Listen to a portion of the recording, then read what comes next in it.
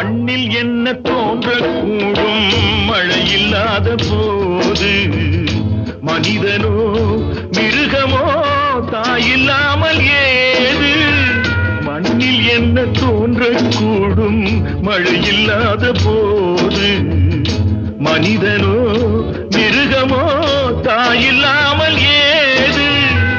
அன்னை சொன்ன வார்த்தை என்று நினைவில் வந்தது